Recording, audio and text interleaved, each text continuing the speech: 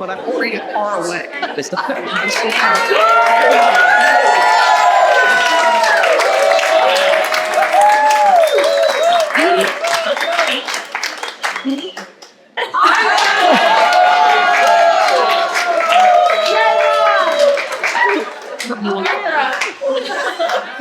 Tonight was going to be in a difficult room.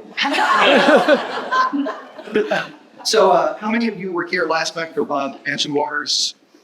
Okay, a few will admit to having been here. You might remember that night Bob made me sit on the left. I was really unhappy about it, and I complained about it quite a bit. And so what they did is they changed the entire orientation of the room for tonight because Jason likes me to be uncomfortable. Now that you have clapped me yet, I think it was thought he pardon. You from music, sir? I think you all deserve, well, let me start here. My name is Robert Klein. I am the host of Oral Histories Live, and we are supported, sponsored by our friends, the late Mike and Esther Wilson. So in their absence, it would be good.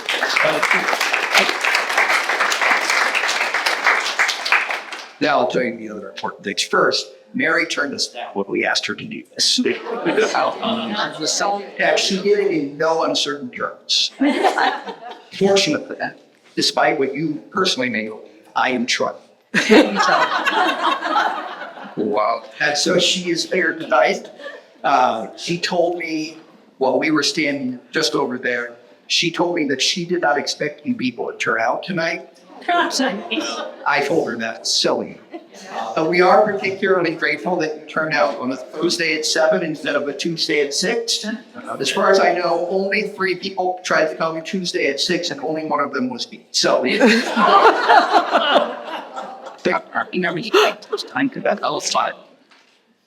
so some of you may know that Mary, until very recently, was the editor of the column I write with my daughter in set.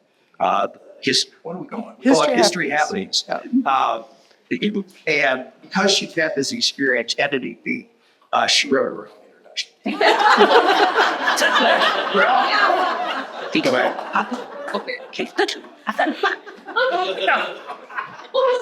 Mary Sharp, Mary Sharp, has spent more than 40 years in newsrooms, writing and editing. No Oxford comma, really? No Oxford comma, no. Oh, listen to the journalists. Yeah, Mary Sharp has spent more than 40 years in newsrooms writing and editing stories at newspapers in Burlington, Ottumwa, and Cedar Rapids in Iowa, and Champaign, Urbana in Illinois. In November 1994, she became the Metro editor at the Gazette, until retiring in 2010. Editorial comment, she's terrible at retiring. And after that, she filled in for other editors and then became a permanent part-time editor in 2015 until retiring again on Valentine's Day this year. So around 30 years at the Gazette. She has won a number of writing and editing awards, and was honored to receive the Distinguished Service Award from the Iowa Newspaper Association last year. Please help me welcome, I know you already did it, Mary Sharp.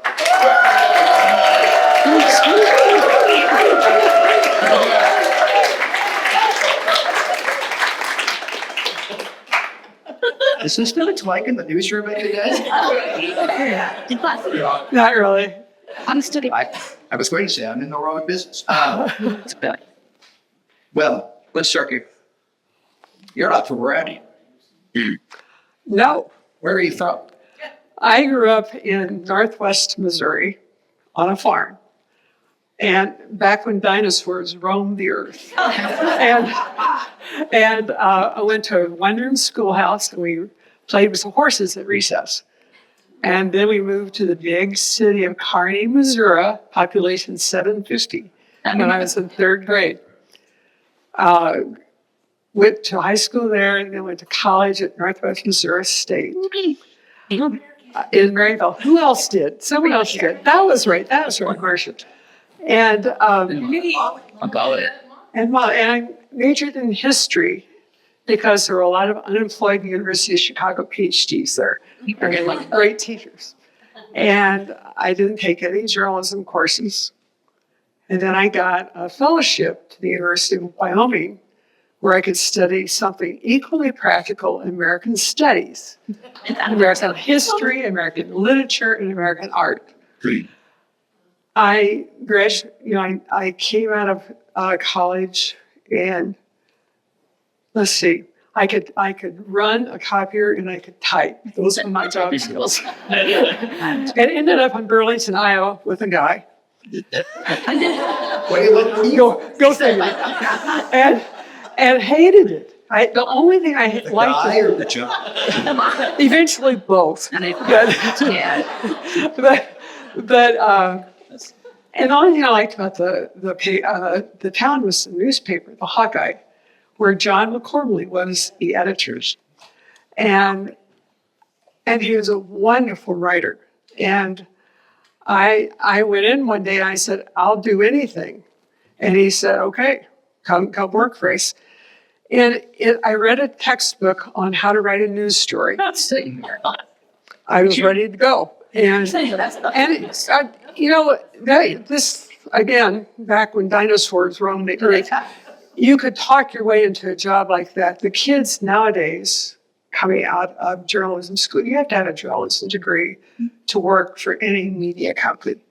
I think. TV. I do my TV. TV's not that picky, maybe. And so that's sort of a long answer.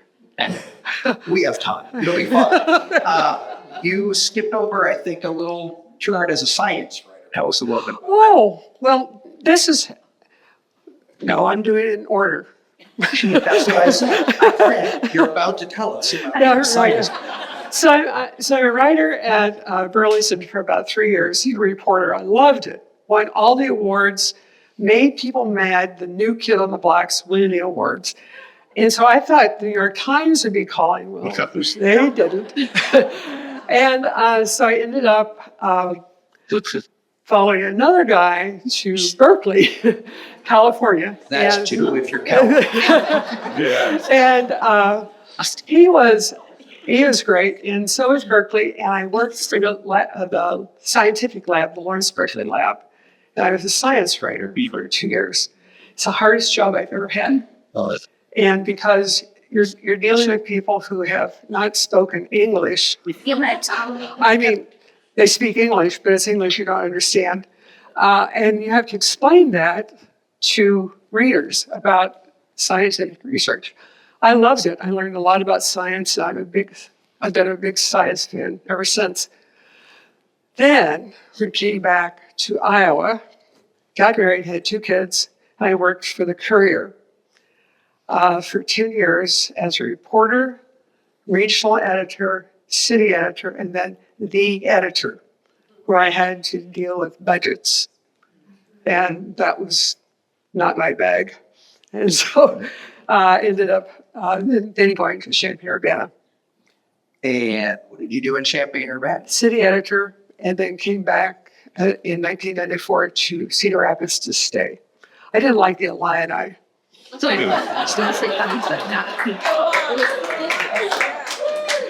I mean, my Christian is getting his PhD there, but still, it's a few months. No alliance. Yeah. But I just want to ask you something else. And that's the question. We were counting dots. The guy who came and married and had 2 kids with, that's guy number 3. Yeah. Oh, honey, that's.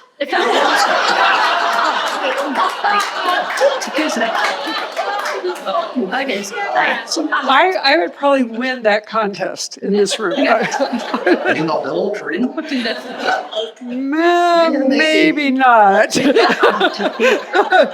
I see a few back there. I want to thank everybody for coming. It cost me a lot of money to pay you to come, but I appreciate it. No. And I think we should put out one hell of a newspaper when we get done here. Yeah. But Is hell's a swear word, is it? what? It's an award. Is hell a swear word? Oh, no. Because I can't swear for an hour. I told her she could swear all she could. Very be my dream. I also told her the more we drink, the better we can. But at any rate. Okay. All right, we've made it to 1994. You're at the Gazette. What in the world are you doing there? Mark Batten hired me to be the Metro Iowa editor. And when I came here, I had 21 reporters, 21 direct reports, and I was met with a lot of skepticism, and skepticism is a nice word. And Do you mean misogyny? no, I was just like, who is this person? And so I did three things. One is two of the best reporters in the room. Rick Smith was one, and Tom Freely was the other. And knew about a story, but they hadn't told anyone. I think it was a police chief residing. And they didn't tell anybody, and they didn't write the story, and we got beat. I was mad. Just like Annette Schulte, who was the managing editor for a while, would be mad. And so I write a very stern email saying, this is not acceptable. This is not how we do business here. Well, that got around pretty quick. You're going to pick up the leaders in the newsroom, all right? Number two, Dave Rasdell, who did Ramblin' for a long time, got roped into doing a cop story on this couple, I think it's in Anamosa or Monticello. And their kid had gotten out of their apartment, and it was a cold night. He ended up in a garbage can. The police found him in a garbage can in his diaper. And so, what's going on here? And so the parents wake up, and the kid is gone. They're freaked out. They call the cops, or your child is down here, come get him. And by the way, we're charging with child endangerment. So that's the story we have for the cops. I've had little kids. I know how fast they are. And this kid was about 2. And we couldn't get hold of the parents. We tried calling. No answer. So I just decide when I'm done with work, I'm going to drive up there and see what I can find out. Knock on their door. And there's this poor little couple. I mean, they're devastated with their little 2-year-old that they didn't know could turn the doorknob. And they eventually got out of the charge. But that was the rest of the story. I called back in and we relayed the story. And that was a signal to me. That definitely did the rewrite. And that was sort of me signaling that this is the effort that's going to be expected. Get the rest of the story. You all the reporters sitting in this room have done that, have made that extra effort, gone that extra mile, knocked on that door, made that hard phone call. And that's what good reporters do. That's what good editors do. The third thing I did was, I can't remember.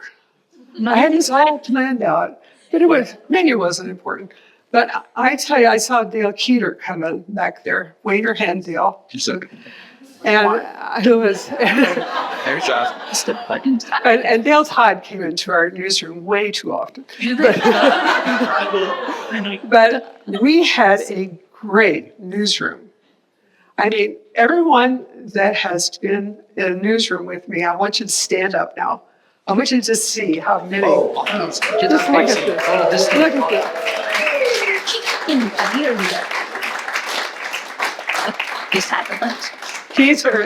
The people who stood up are some of the smartest, hardworking, honest people you'll ever meet. And I don't know why people hate journalists, but don't.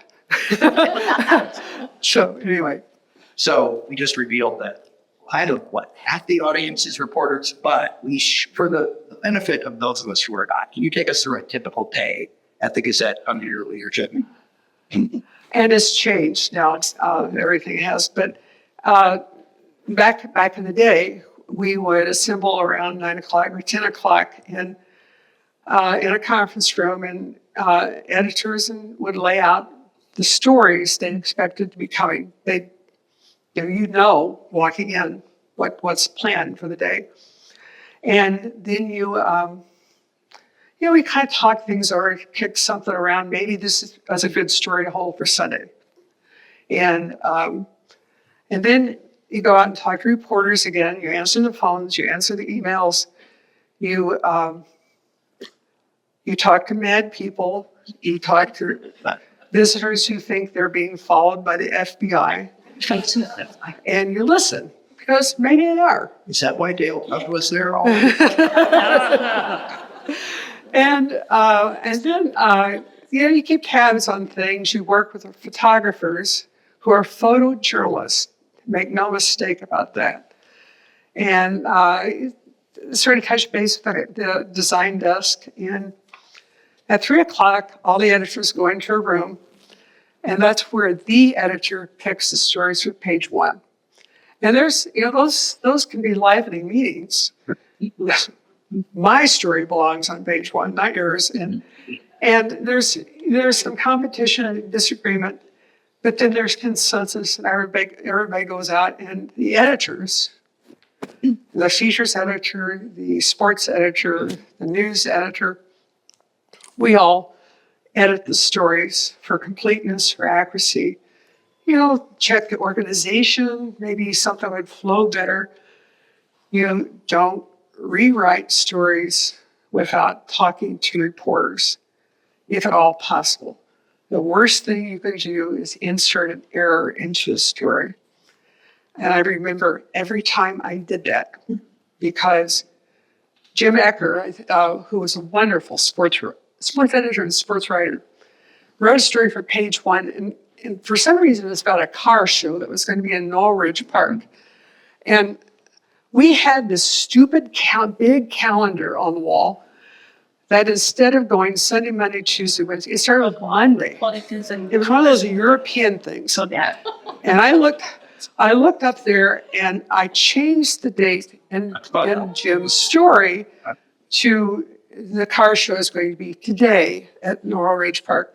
No, it's not. It's going to be the next day. And what can you do? I mean, it's out there on everybody's doorstep. So I drive out. Well, I apologize profusely to Jim Ecker.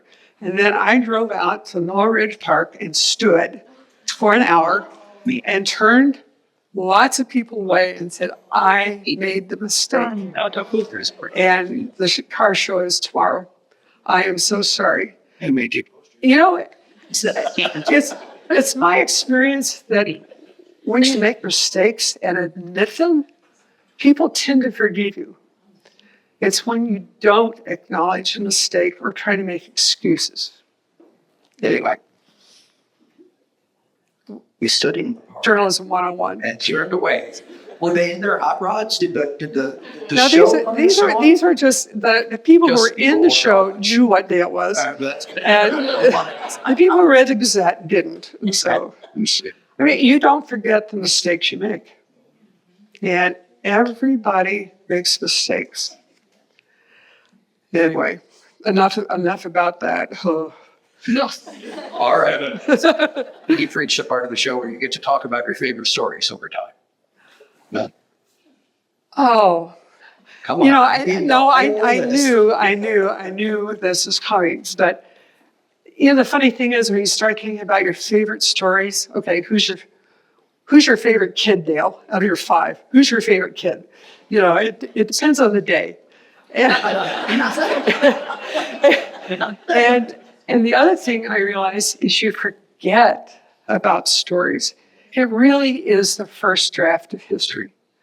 And then you're moving on to the next day and the next draft of history.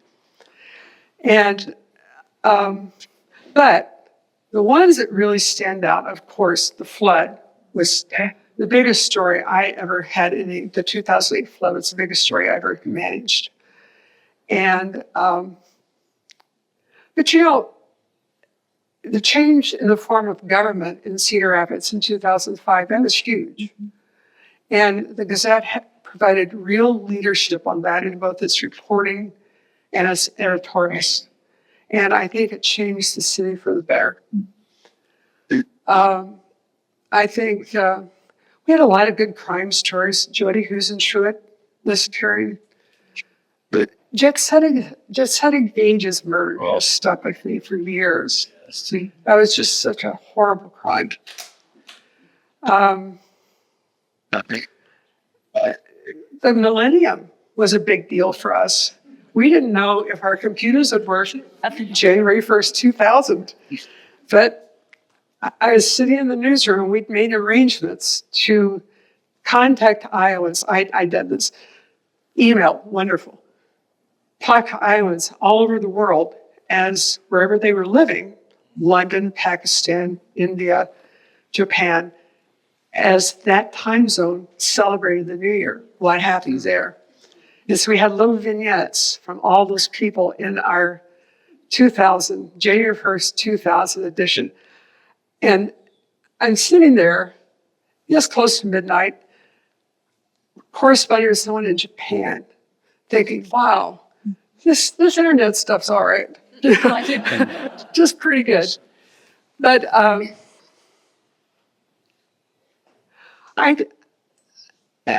talk about 2008, because that is a year that really sticks in my mind. In May 12th, I think, of 2008, the largest immigration raid in the United States history took place in Postville. There were helicopters, there were police cars, there were trucks. There were like 400 law enforcement people who descended on the agri-processors plant and arrested 400 people, most of them from Guatemala, who were here they were here on false IDs, and because the company had hired them.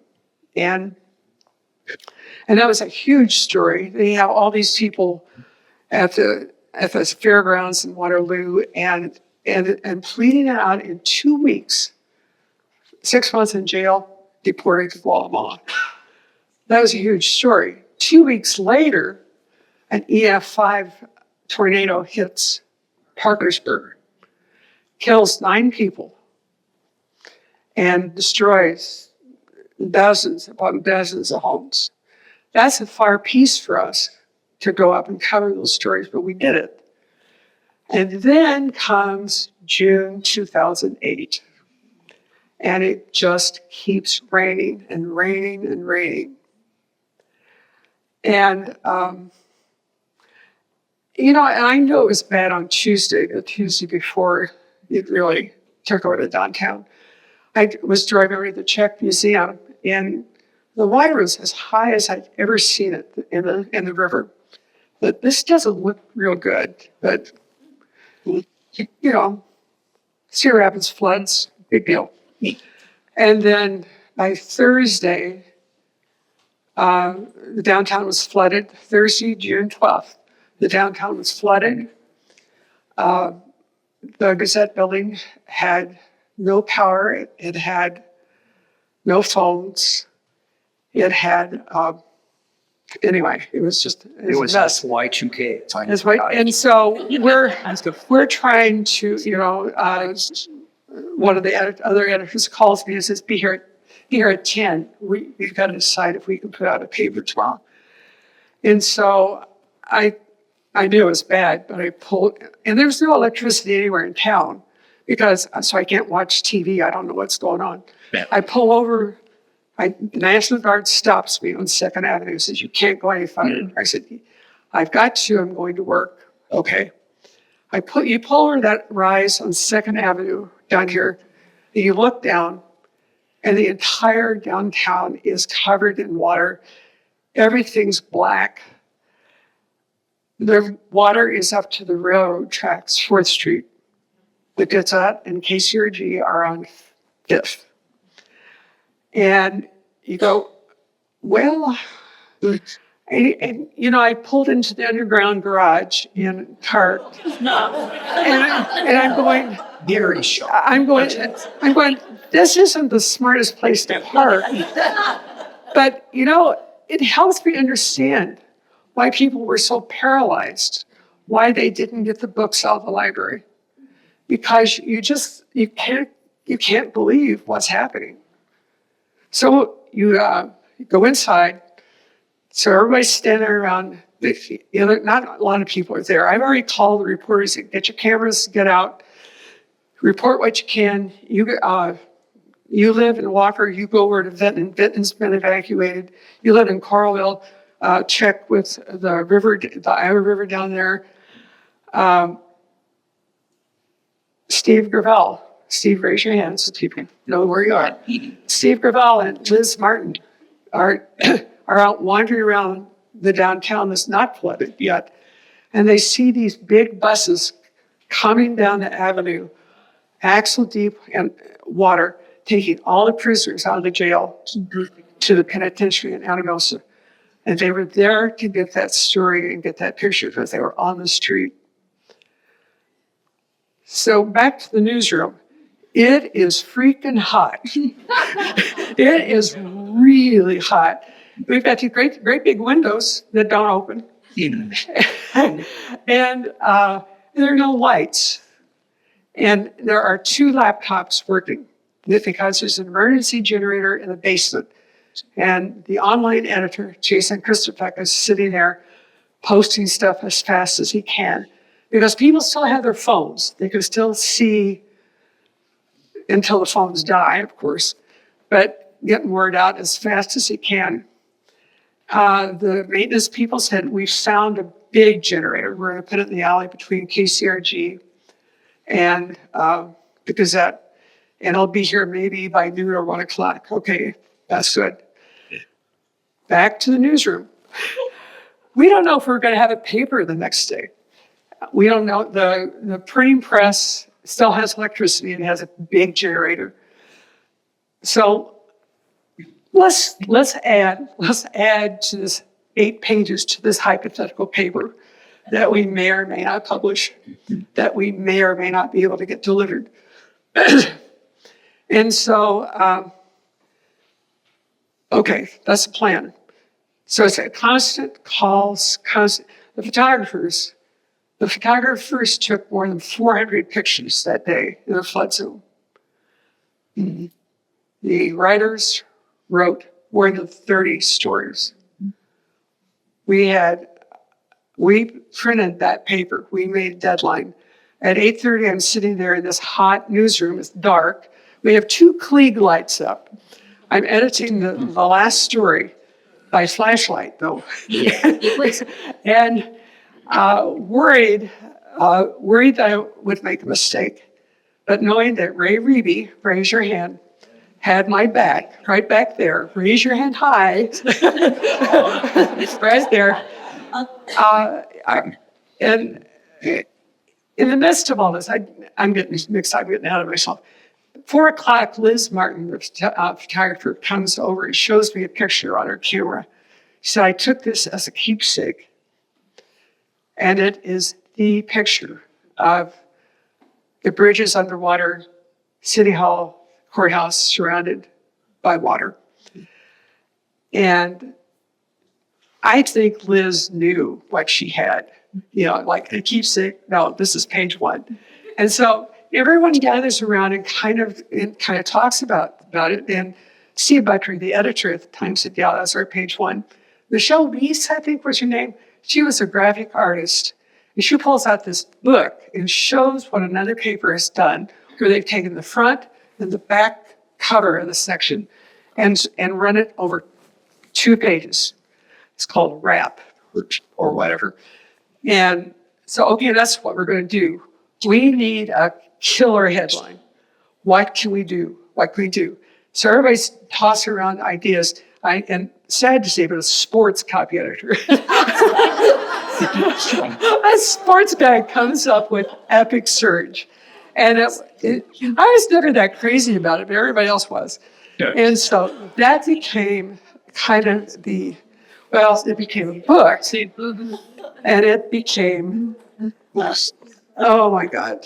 They're here. I'm sorry. I don't get choked up about stuff. But I tell you, The work people did on this paper. Wow. Don't get it. One section. There you go. Oh, yeah. There you go. Yeah. That's astounding. Yeah. Ray Reedy did that. No. Yeah, she did. Yeah, she did. All I did. And then inside, what we call the double truck, are all these fabulous photos.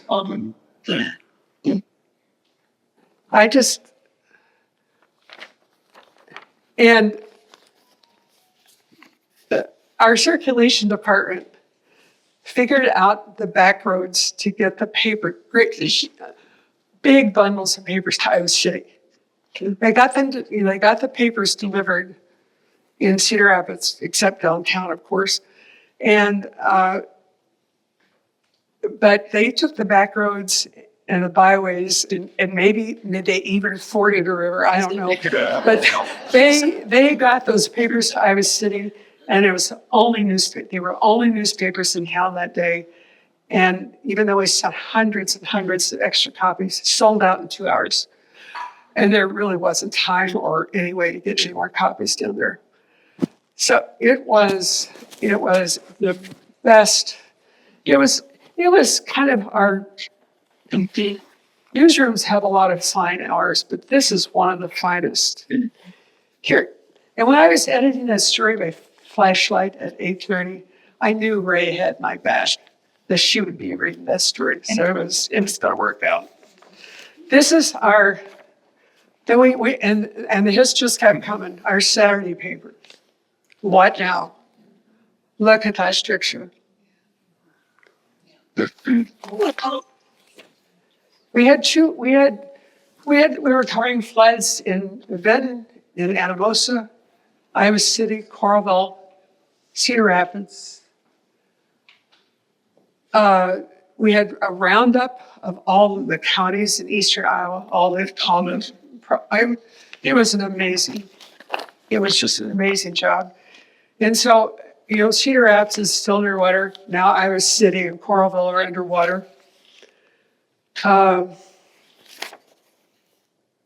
was Sunday. And this is a really memorable, this was, Yeah. I think you'll remember this. I gotta remember his name here. Vince Fiala. Yes. There you go. Yeah. Yeah. They wouldn't let people back into their homes. Yeah. Because they were, it was dangerous. Yeah. And people were so angry, upset they've lost everything. And I wondered about putting that picture on page 1. It wasn't my decision, but is this making a spectacle of somebody in a lot of pain? We went back and interviewed him a year later. He loved it. Vince and his kids say, yeah, Dad was really upset. he had the picture framed on his wall. That's the power of photography. Barry, I was keeping it together. My own memories about 2008 until their teams joining the list that flooded. Oh, God. Wasn't that? Above fold. Yep. I worked in Cancer really since the beginning of time. And Iowa City was much different than Cedar Rapids, right? Because the flood was largely campus-based. But yeah, we felt a lot like that guy when we had 21 inches of water on our stage, which is not the best thing we've ever presented on that stage. That's not me. Enough about you, Rob. I know. I still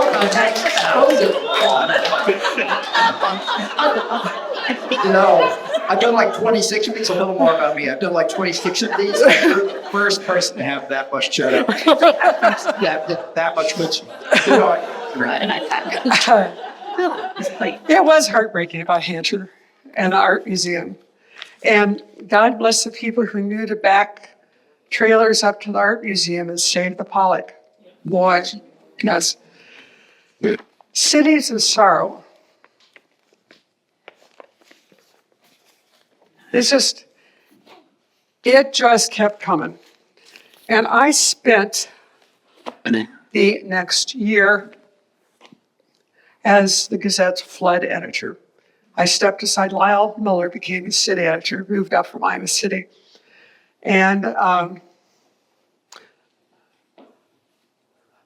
there was a lot to report. I bugged FEMA a lot for public records that are now with the History Center, donated to the History Center.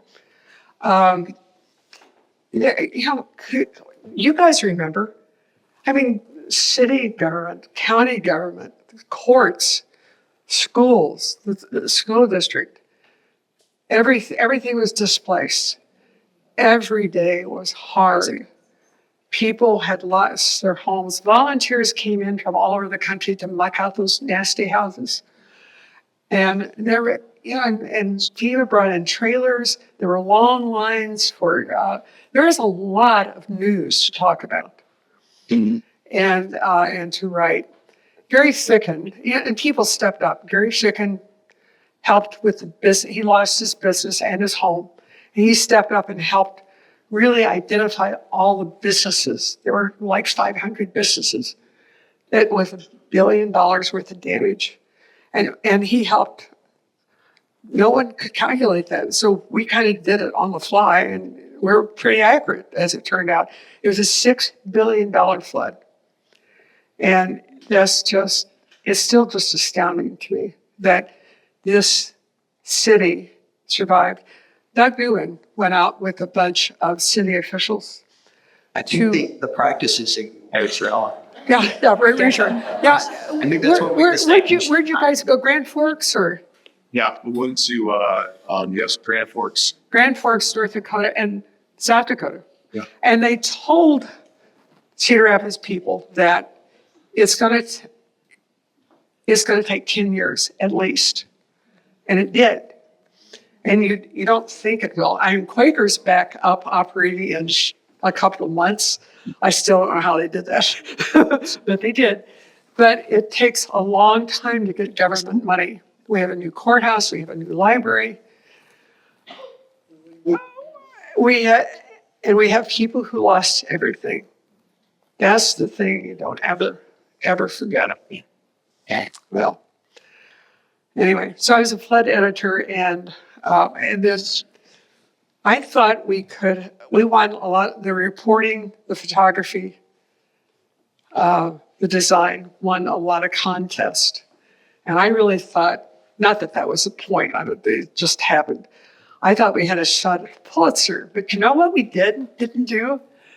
Things were so hectic in the first couple of days, we didn't archive or save any of our spectacular online coverage. Yeah. And that's considered. That was part of the contest. So, darn, it's okay. Okay for me to talk in. Damn. So earlier you were talking to Dale was there about not being able to pick among your favorite kids.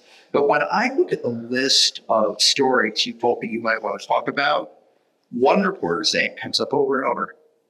Rick Smith. Yeah. It's pretty cool.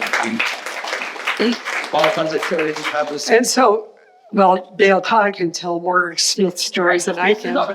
But Rick is one of the best reporters I've ever worked with. He was dogged, persistent, and boy, he worked really hard. I'll tell you about two little stories that Rick Smith did. Because he did a lot of big ones, but two of the little ones, and this is when I first came. It is one of the best ideas that he had. This is right before Christmas. He writes a story with convenience store owners about the people who come into their stores on Christmas Day because they haven't bought anything for their family. And nothing else is open. And wouldn't mom like to have, a case of motor oil? Or how about some lottery tickets? A pecan log? It was a delightful story. And And it's one of the things that a newspaper does, I hope, as much as possible, is it makes you smile. It gives you, it sort of speaks to the human condition and the things that make us happy. Rick Smith also did a story about, and you'll remember this, Dale Todd. He did a story about how the kids playing basketball, I think it was in Green Square, it might have been another park, had basketball hoops but no nets because people kept cutting down the nets and stuff. And so Rick did a story about that, and Parks Commissioner Dale Todd hopped right on that, and by golly, the nets went up, as did a lot of other basketball hoops. Am I getting that right, Dale? Actually, I wasn't the parks commissioner, but that story got me into being the parks committee. Oh, So, I like what I remember better. It's a good thing we have a Said paper. the woman. Fake news, fake news. okay. Resignation. All right, qualities of a good reporter. She got think of Oh, that. I'm looking at some, and Chris Owens, raise your hand. Good man. He came the farthest. He came from Rockford, Illinois. Chris came here in 1999 and left in 2004 or 5. He would be going off to New Sharon to talk to these hillbillies and Send your cards and letters to he Mary. was, he would, no, sorry. I say it with great respect. Well, okay, so I made a list. I knew this question was coming. I forget. But you know what's at the top of my list? I don't have to think about this. Craig Jamolis, raise your hand. Annette Schulte, raise your hand. Former managing editors. And I know they'll agree with this. The number one quality for a reporter or a photographer is curiosity. And you cannot teach it. There's a woman who does Curious Iowa over there. Raise your hand. Hey, all right. And I've had reporters in my career who never had story ideas. And newsrooms, print, TV, all media, run on beat system, where you're an expert on city government, on county government, on schools, on criminal justice. And so you know that beat. You don't have story ideas? Maybe you want to go sell insurance or something. Like cards and letters. Well, The opinions of the guests do not actually- represent the opinions of the business sector.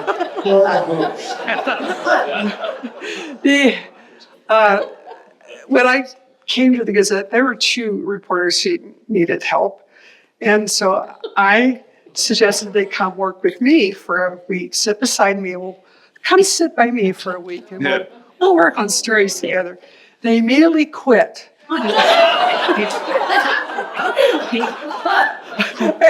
And both of them went into the ministry.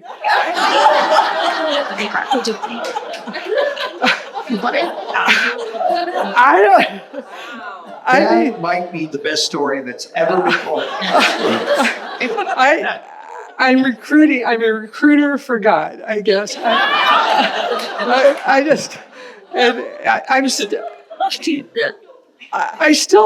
wish I understood that more, but I don't.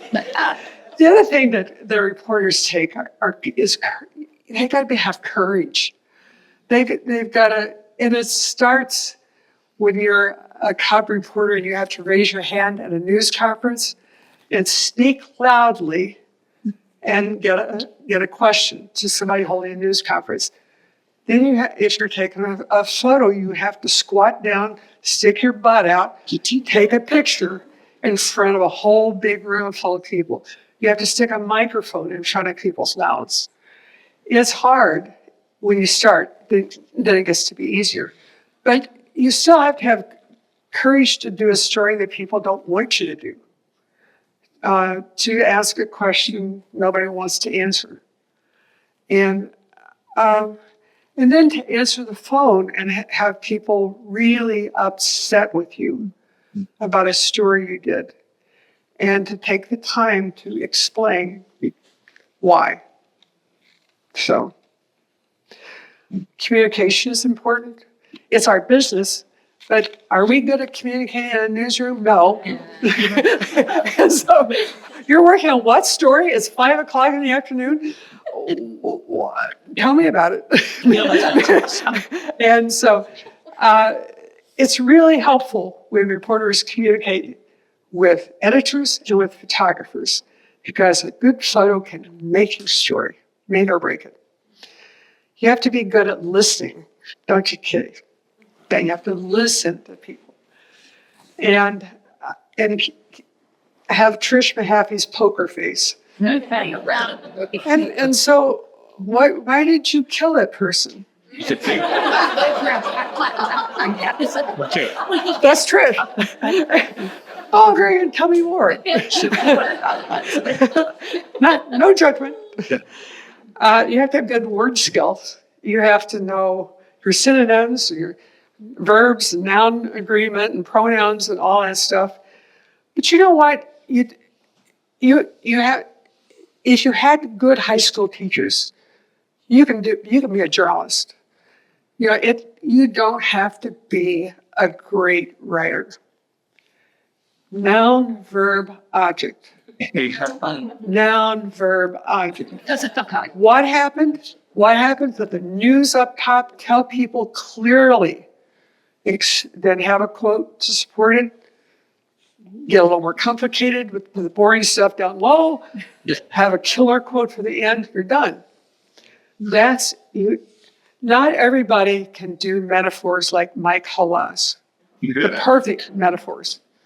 Well, hardly anybody can. He can. But you don't have to. I learned how to write when I was in graduate school, and a professor gave me a C on a paper. That's like an F in graduate school. And I said, well, what's wrong? He says, your writing is terrible. I said, no one's ever said that. And so he gave me he said, here's a copy of Strunk and White, Elements of Style. I really don't think you can learn to be a good writer. We'll see about that. We'll see about that. And by the end of his class, I had an A, and I was writing really well for that one little bitty tiny book. And then I went to the Hawkeye. John Crumley, great writer. He would have columns. I would sit down, I'd read it, and then I would put it aside and try to write what he wrote. I would try to mimic his writing, and I would see how he used language, how he got that cadence of language. That's how you become a good writer. But to start out, to be a journalist, you don't have to do that. You just have to be accurate and fast and fair and honest. And then you really have to be able to focus, shut out all the noise, get work done on deadline. Make your deadline.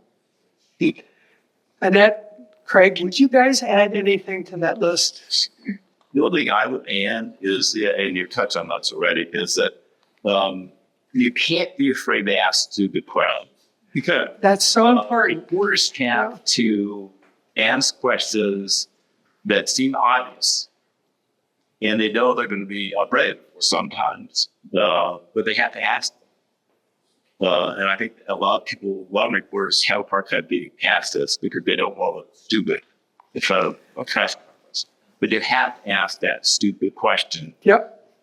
Because as soon as you do, everybody's going to say, oh, I wish I would. Well, and sometimes you get a really good answer, but that wasn't expected. Something along like this, David, actually. Not about those. Stupid questions, smart answers. That's the business we are in. Stupid questions, smart answers. While she's been talking, she's hysterics in Shirley's Well, I'm glad. some of our fellow Iowans, I have in my notes that she's also not that fond of engineers or marketing people. So What? it's right there in my notes that journalists flaunt out and go into marketing or in.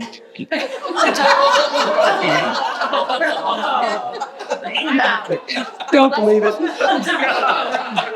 I didn't say that. All right, let's talk about the future of journalism and the importance of for subscriptions to your local paper. This is just about over. Just telling people who's Are you bored? who needs who need to stand up. No. 3,200 newspapers have gone out of business in the United States since 2005. There are half the number of journalists working at the Gazette that were working there when I started in 1994. They work their butts off. They are really talented, but there aren't as many people. There aren't as many editors. What you can do to help the Gazette right now is keep your subscription. I don't care. You get 3-day print, 7-day digital. Keep paying for that print subscription. Depleted as the print product might be, it still brings in the majority of the money, the ads and the subscriptions that support that newsroom. If you want local news, if you want to read the latest investigative stories, if you want to read about the latest crimes, if you want to read the nice story about a convenience store shopper, you got to step up. You know, some places, Zach Kaczorski, raise your hand back here. Stand up. People need to see. Zach is our executive.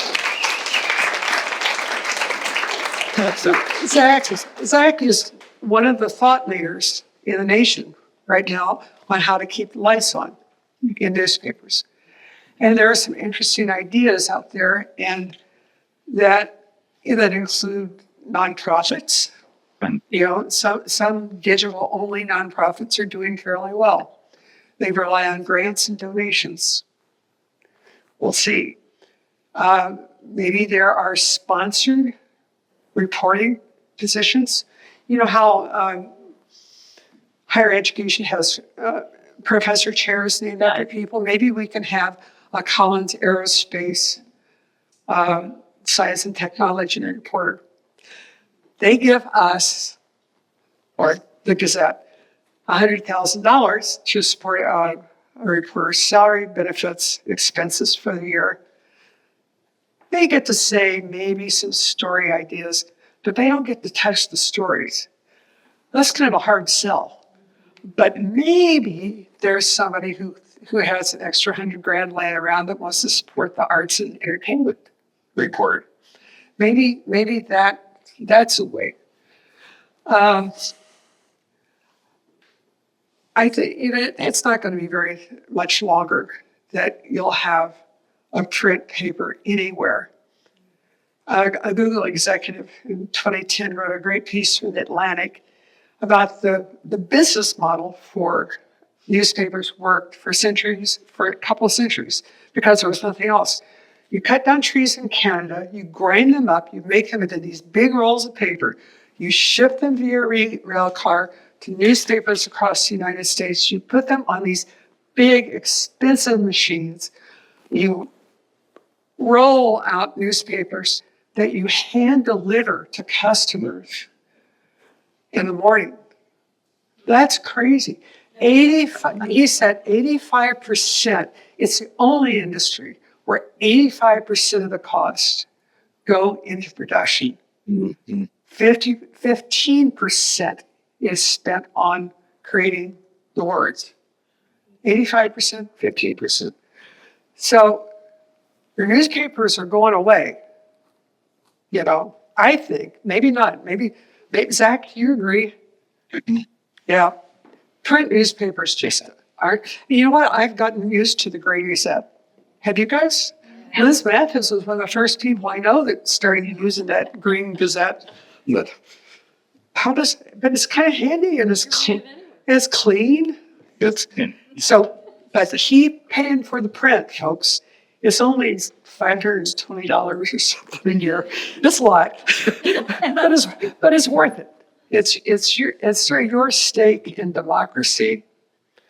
It's where you find out things you won't find out anywhere else. And I say that with great respect to the TV and radio people. That's where you get the detail and the context. It's where you get Tom Ecker's wuzzles and crypto quotes for at least a little while longer. It's where you read it. It's where you read the elements and have the puzzles and the comics in color in your Green Gazette still. It's where you find out about what's entertainment that's going on around town. I mean, it's just a lot of a newspaper is enjoyment. A lot of a newspaper website is enjoyment. Are you convinced? Yes. I'd welcome any questions. I was going to say, we've reached the point on my list where it says topics to avoid. So I'm going to do something that scares the living bejesus out of me. I'm going to open the ring to a ring full of recorders. Have at Barry Sharp. Tim Boyle. Hey, Mary, in all of this time, could you describe to us one well-known person who was surprisingly gracious, and then that one that was just a complete dick? Wow. Excluding me, of course. I was going to say Tim Boyle. Yeah. No. No comment. I'll tell you somebody who was, and this is before I came to the Gazette, but someone and I, we were talking earlier about Robert Ray. Yeah. And what a gentleman and a good person he was. It was, speaking of, it was, there. And, most people living in Iowa, some of the big stories were the caucuses. Everybody who came through as a candidate to the editorial board interview, every one of those people was sincere and smart. You might not like their politics, but they sat there and they answered questions. They were very gracious. And George W. Bush is a smart guy. He just had trouble communicating like me, Well, he was. You have not explained to the room that you understand that people are just trying to put food on their family. So I think you're ahead. Other questions? Yeah. You kind of skipped this topic a little bit. I think you kind of glossed over it, but I mean, you were in a lot of ways a pioneer in newsrooms. So, based hardly on, being a woman in a leadership position. I wonder if you could speak to that and maybe, the things that people like you and Phyllis Fleming brought to you. Well, Phyllis blazed the trail for all the women who came after. She was the Gazette's assistant editor for years and smart, and she had a voice like I wish I had that could be heard downtown, and very fair and a good editor. And so she cleared the way. There were still a lot of journalism has always been kind of gender neutral. One of the first assignments I had in Burlington was to cover a men's only shopping night at Schramm's, the fancy department store in town, and with models in lingerie and stuff. Well, that sounds like crap. And so I decided I'm going to cover that. And so I go, and they're not going to let me in. And I said, well, why not? Because you're a woman. I said, no, I'm a journalist. And I got in. And a great story, and that was the last lingerie shopping night Schramm's ever had.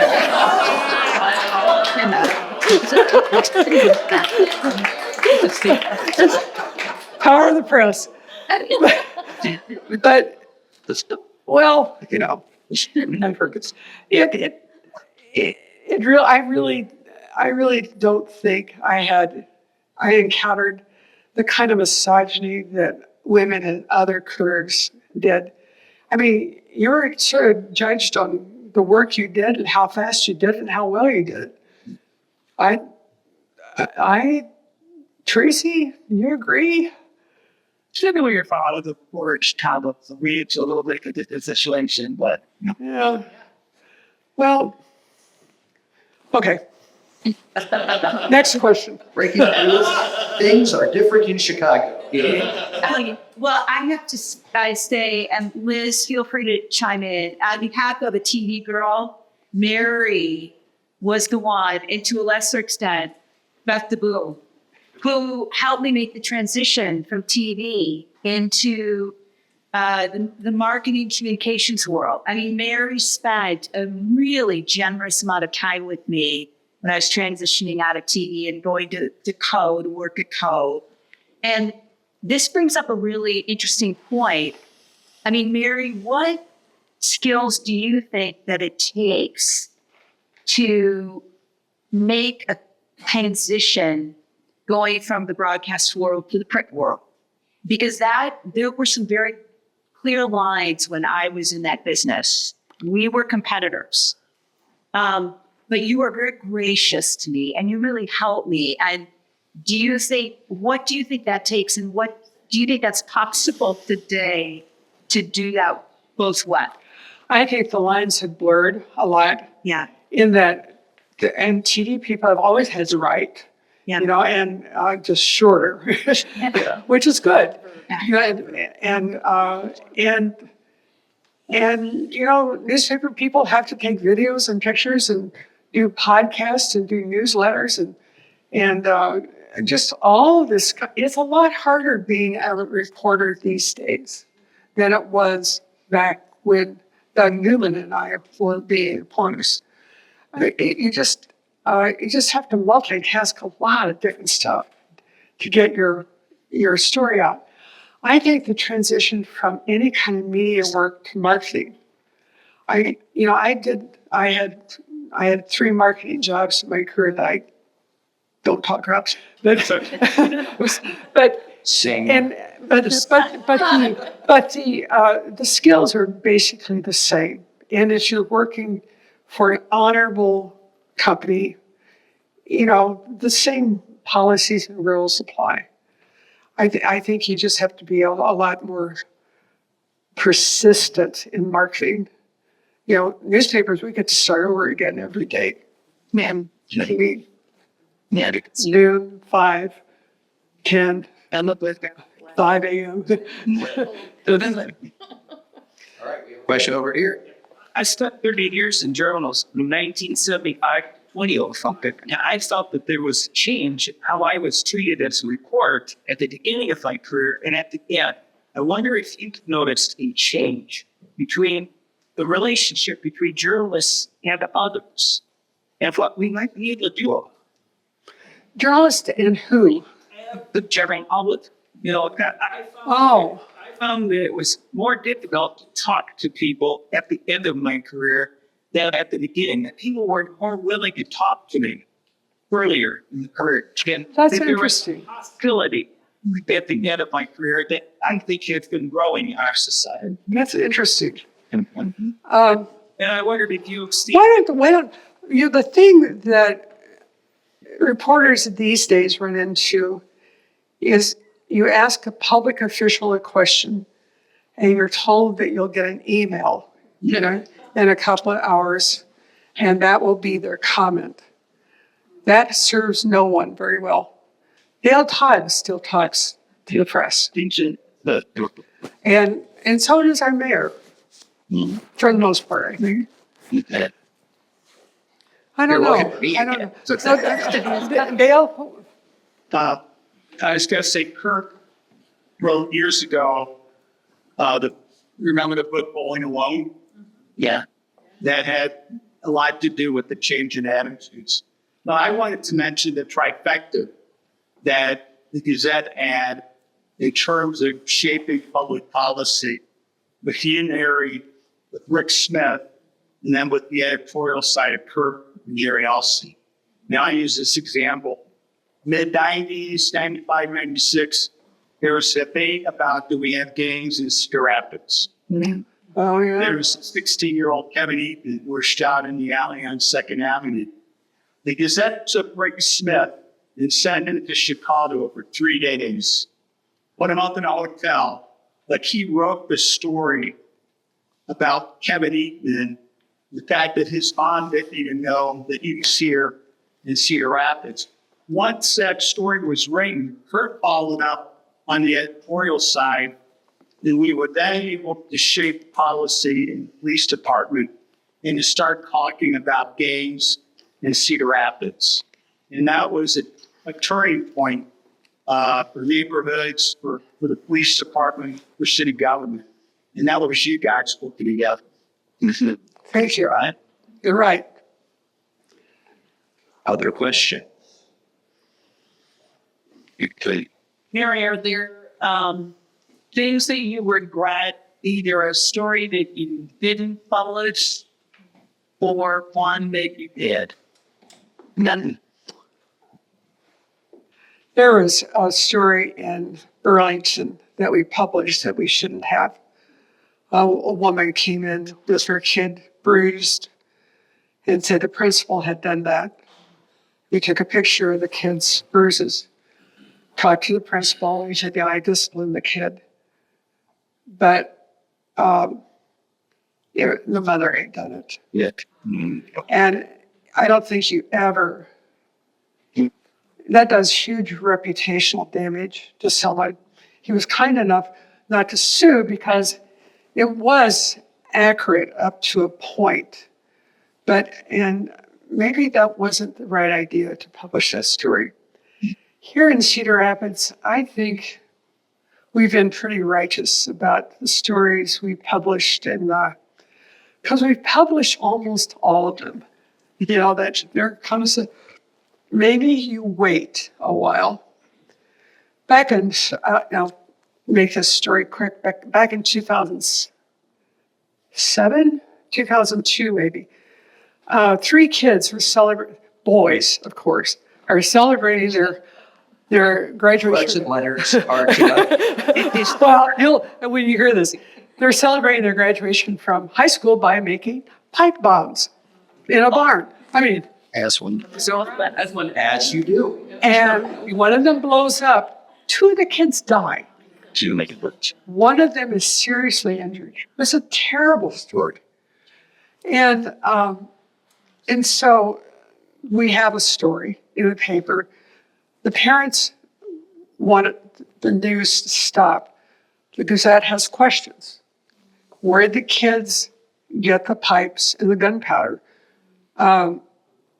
There's a persistent rumor that a teacher knew about the pipe bombs. What were they going to do with the pipe bombs they were making? Things like that. So we filed a Freedom of Information Act request with the Lynn County Sheriff. 4 months later, we hear back. And this is before, if one media company files an FOI, everybody gets it at the same time. This is just our story. We get the full report.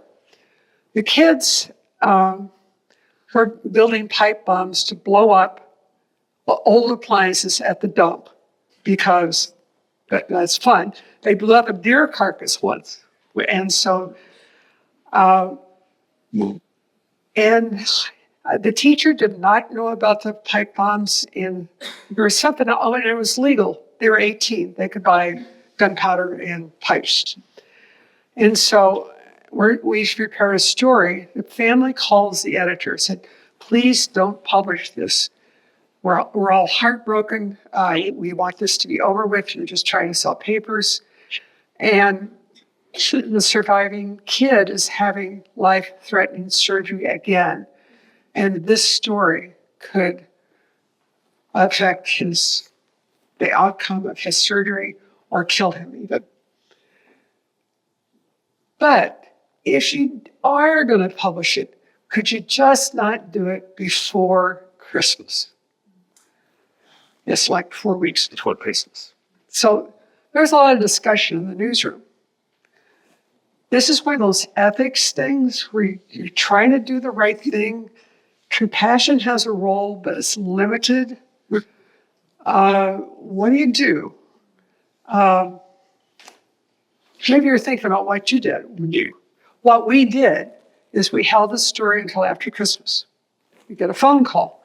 The surgery has been put off, has been delayed. Can you please hold the story tomorrow? Okay. That new date comes, the surgery's delayed again. Are you going to hold it? And so the story is out there. There's some really good marketing people. Mike Humbert used to work at St. Luke's. And they had fruit flies in their operating room. And so, the internet's blowing up about it. And I call Mike and said, what's up? He said, I'll find out. He goes and finds out that a nurse or a doctor left a banana peel behind something that nobody found when they were cleaning up the place. And fruit flies assembled. It's all been cleaned up. It's been taken care of in the story. There was one story that came out of that because Mike Humbert did his marketing job. He told the truth and it went away. Rather than trying to cover it up, there's no such thing as fruit flies in our Mercy started that.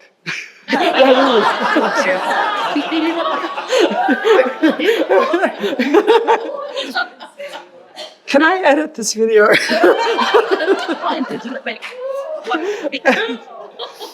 I'm retired. So you say. Last question. Kristen, what made you retire and then come out of retirement? Did you like your party? Cindy, I spent the first year of my retirement playing Scrabble on the computer and reading books about death, because there's some wonderful books about death, because we know how Act 3 ends. And I was really kind of bored. I tried volunteer work. I got too involved, and then somebody got pregnant at the Gazette. An editor got pregnant.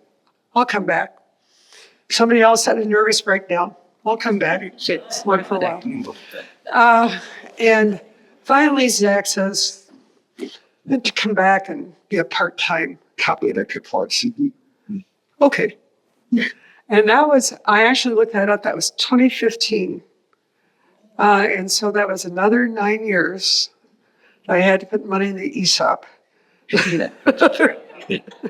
Well, all right. We always end with the same question. Ready? Okay. If you could give advice to your younger self, what would that advice be? Become a journalist. Lena Del Rey has this song or this lyric about doing what you love is freedom. Loving what you do is happiness. And I think, it's a constitutional right to complain about your job. But I swear, every journalist, blogger, TV person in this newsroom loves that job. Every marketing professional, you love it. I mean, there's nothing to me, like picking off that paper. I still like that. And so, be a journalist. It's too late for me, I'm afraid. I don't know. Okay.